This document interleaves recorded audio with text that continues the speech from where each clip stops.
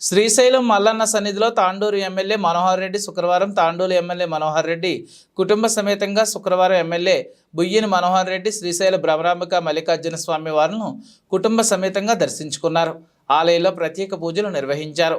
అనంతరం వేద పండితులు ఎమ్మెల్యేను కుటుంబ సభ్యులను ఆశీర్వచనం చేసి తీర్థ ప్రసాదాలు అందజేశారు.